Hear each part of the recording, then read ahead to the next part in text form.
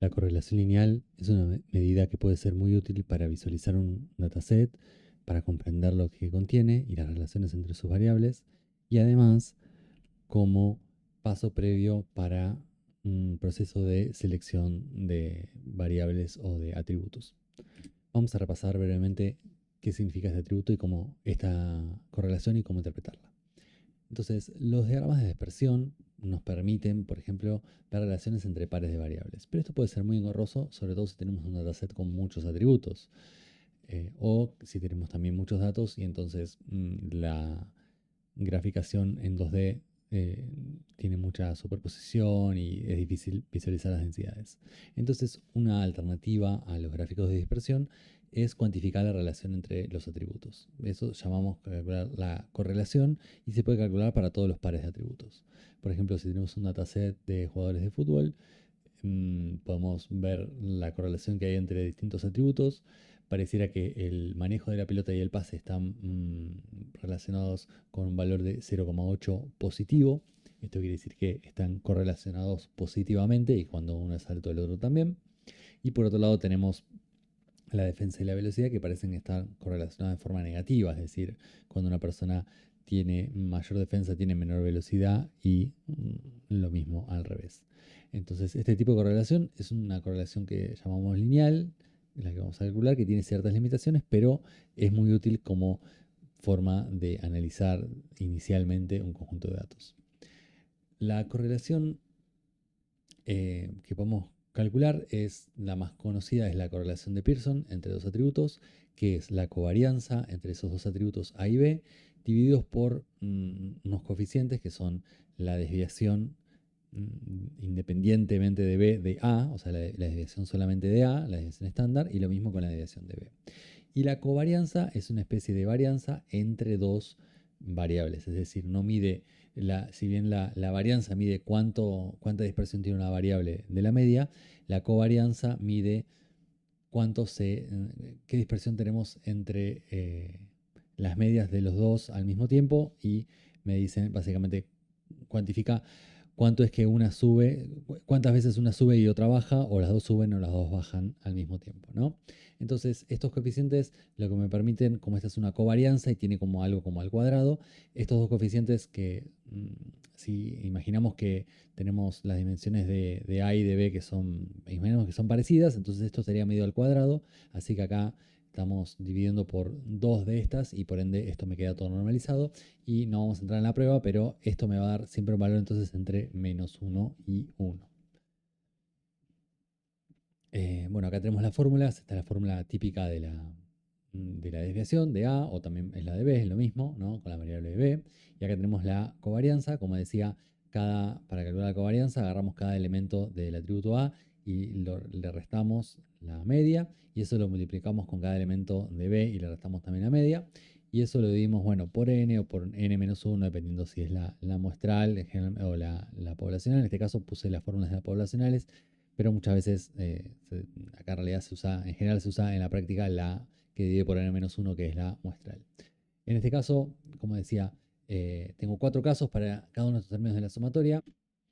En el primer caso, tenemos que la media del valor del atributo A para el ejemplo I respecto de la media es positiva, y en este caso también lo mismo pasa con B. O sea, positiva quiere decir que son mayores a la media. Entonces quiere decir que en esos casos el producto también va a ser positivo.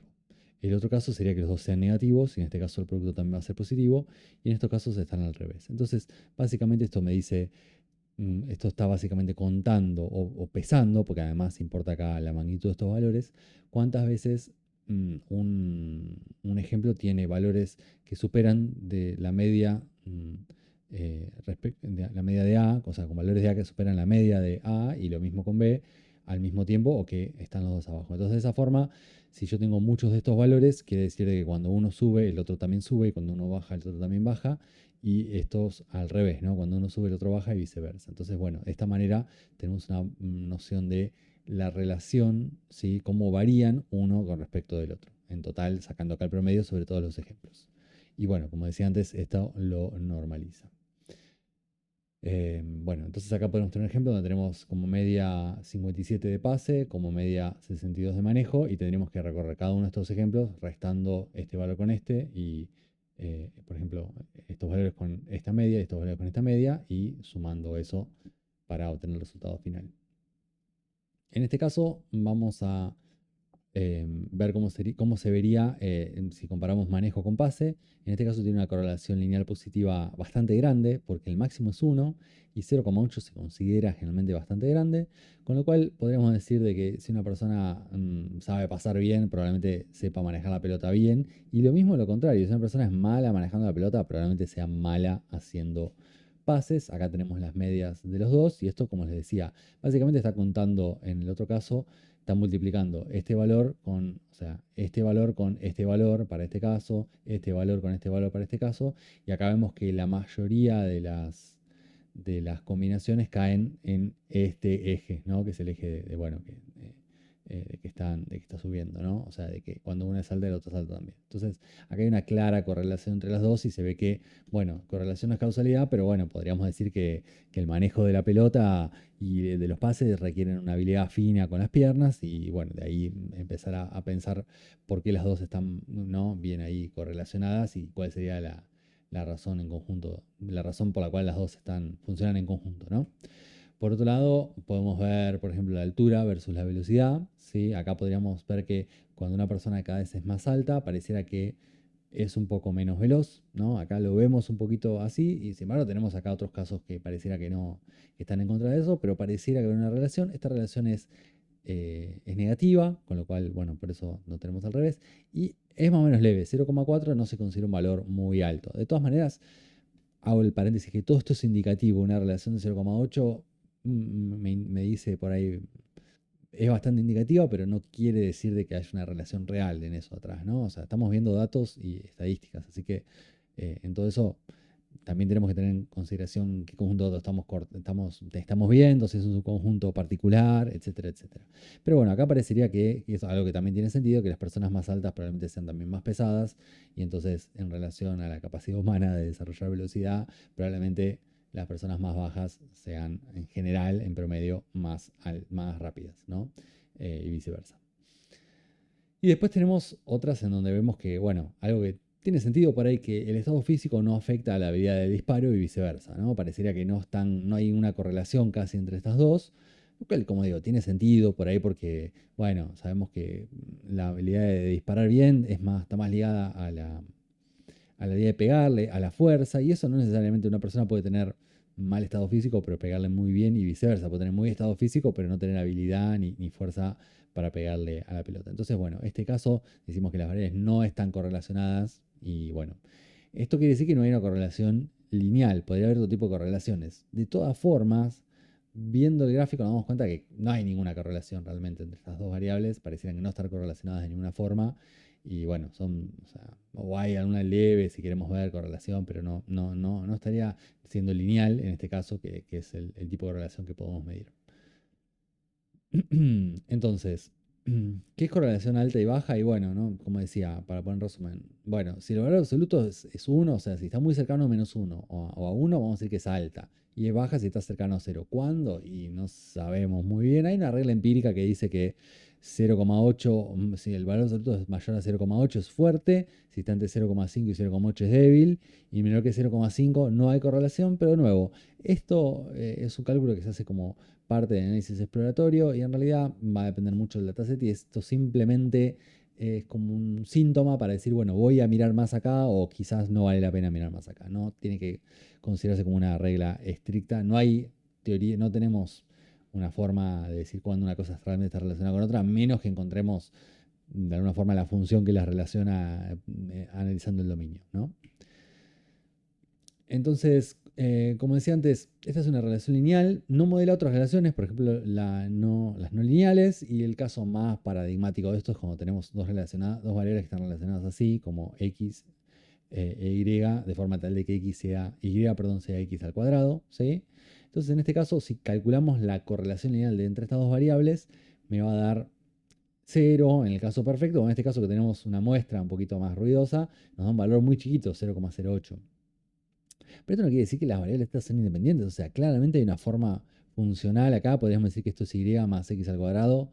Perdón, igual a x al cuadrado más algún término de ruido, ¿no?